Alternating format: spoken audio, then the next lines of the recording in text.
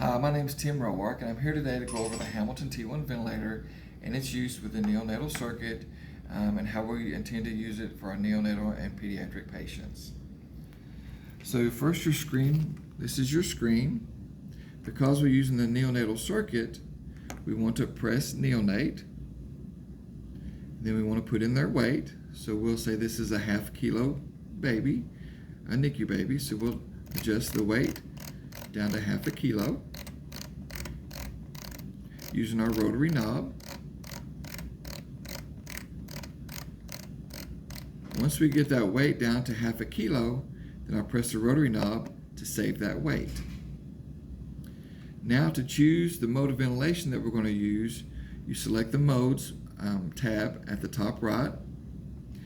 And the mode of ventilation that we generally use is volume. It's the APV SIMV, which is the same mode as the Servo I SIMV PRVC or the Draeger SIMV PCVG. That's the same mode. So we'll select that and press our rotary knob to confirm. So now comes our setting pages. So this kid's a ½ kilo kid, so we will want to set our tidal volume for NICU anywhere from 4 to 6 mLs per kilo. If it's a PICU patient, it's 6 to 8 mLs per kilo.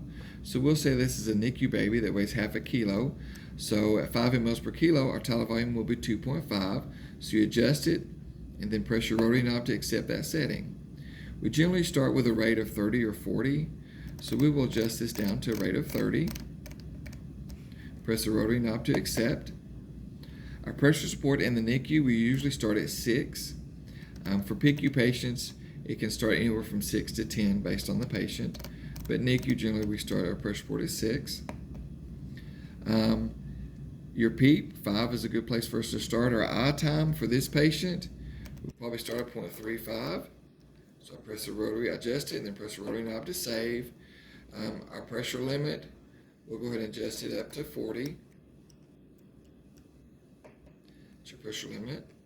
And then our FL2, just set it whatever we need to set it to keep the patient sats where we need them. And then a flow trigger, 0.5 is a good place to start. With this, the higher the number, the harder it is to trigger. The lower the number, the easier it is to trigger. So we will start there. So now we're going to confirm these settings. And we are ready to start. So now we will press start ventilation. And then we want to double check our settings to make sure nothing accidentally got changed. So there's our settings. Okay. So now we need to go back in and adjust our alarms. So generally our alarm pressure, our peak pressure alarm, usually we set it at 40. A low pressure of 5 is good. Our maximum ventilation number, usually we set it at 3 to 5. That's for our maximum expiratory minute ventilation. So we will set it, we're going to set it up to 3. Our low minute ventilation, usually we'll set it at 0.01. A high rate based on your patient, but usually 100 is a good place to start. And a low rate, adjust it to 5. This is a tidal volume alarm, which is not on a lot of other ventilators, but on the Hamilton vents, it is they do have a high tidal volume and low tidal volume alarm. So we will go ahead and set that at double what we've got set. So we've got it set at 2.5, so we'll set that at 5. And we'll set our low at 1.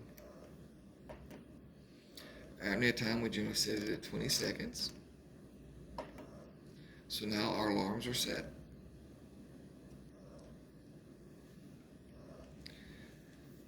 Alright, so now we're looking at the screen. On the right hand side here, this is what is set. These are your settings. Of course, you see tidal volume, PEEP, and FL2.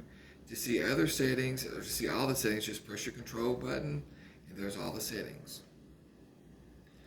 When you're done looking at that, press this little X in the bottom left-hand corner to close that screen. The middle are your waveforms. The top one's pressure, and this one is flow. Second one is flow, and the bottom one is volume.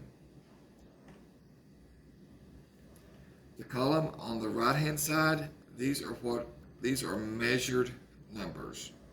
So you've got your peak pressure, which is measuring 17. Your low your exhale tidal volume, exhale ventilation actually is 0.07. Your measured tidal volume is 2.5, and your total rate is 30.